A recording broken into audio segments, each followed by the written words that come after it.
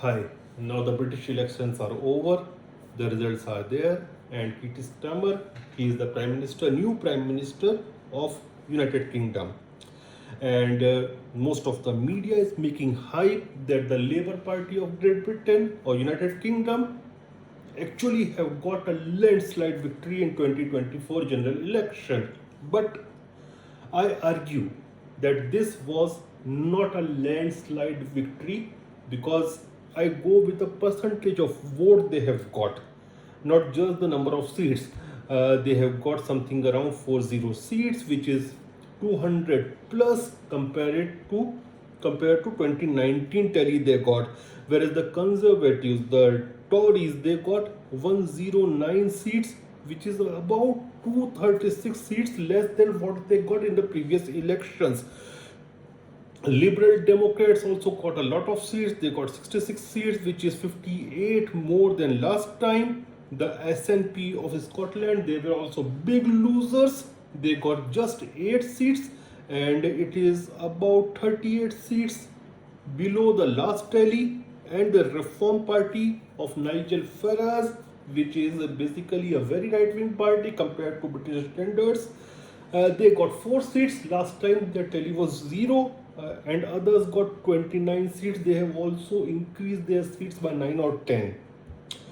But if you look at the percentage of votes which the Labour Party got, then you will come to understand that their performance was not good, and the tally of about 402 seats in a house of 650 they got because of implosion of the Conservative Party or the Tories.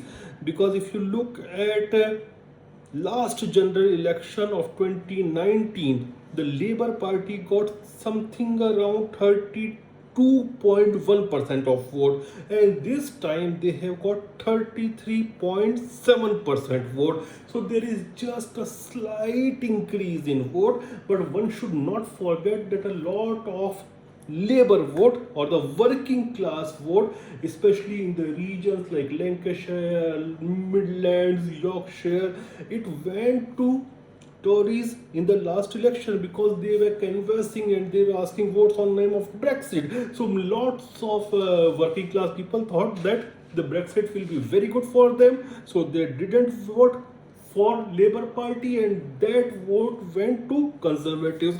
And also Nigel Farage's party also, the Reform UK party, last time it supported Boris Johnson's Tory party, so add that vote as well. So if you look at the vote percentage of Labour Party, it is very minimal. So they have not lost a lot of vote, but they have also not got the votes which they should have got, because last time lot of their voters, the working class population, they voted for Boris Johnson for Brexit. And if you look at the Conservative Party, this time they got just something around 6.8 million of votes, and last time they got 14 million votes. So their vote percentage actually was reduced more than half. And you can say that this is implosion of the party, the Conservative Party. So I'll say Labour Party's vote, which they should have got previously as well, they did not got a lot of their vote, and their voters actually might have voted for other parties, including the Workers' Party of George Galloway, but they were not able to make any headroom in the British Parliament, the House of Commons, because of the first past the post system. And he himself actually he lost his election from Rochdale. I have seen these areas of Rochdale, the Yorkshire, Lancashire, all these areas. These are very heavily filled with working class population, and George Galloway lost his election just by 1400 votes.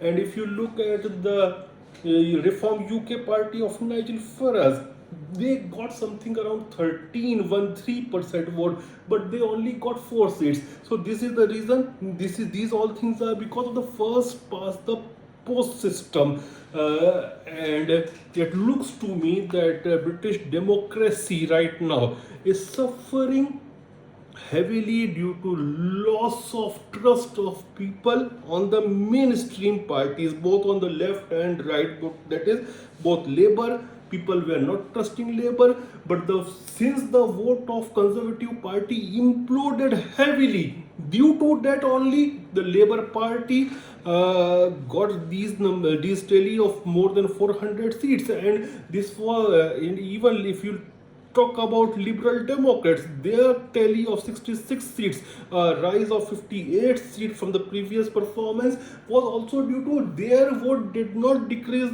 but the Conservative vote reduced very heavily, and even the voting percentage this time was very low, and people are not trusting the mainstream parties or the political system of Great Britain. As far as why they were not trusting Conservative Party, because in the 15 years of their rule the economy is not doing well, the unemployment issues are there, the migrant crisis is also there, plus the elephant in the room is they actually won last election, and they won it very with huge numbers because of Brexit, but they were not able to deliver the benefits of Brexit. So whatever they promised, those promises failed.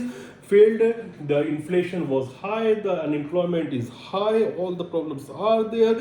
Plus, they were funding very generously with arms and ammunition and money to Ukraine, which I'm sure the Labour Party will also continue. Mr. Starmer do not have any kind of vision to take out Great Britain for all these crises. So British system actually is in a period of transition. I think the Conservative Tory Party is also in a crisis, and they may go they may actually lose a lot of their party workers and even sitting MPs to Nigel Farage's Reform UK party, because many people will think that that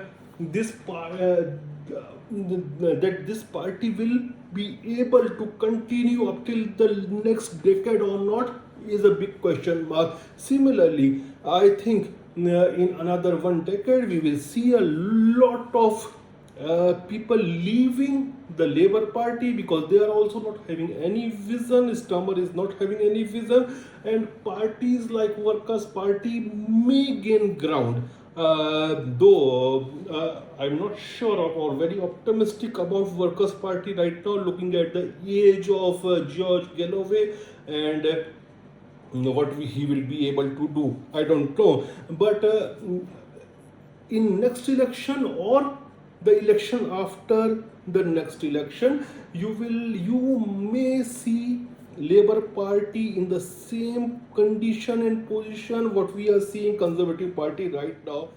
So new parties might emerge in Great Britain, and this might be a period of transition. Thank you.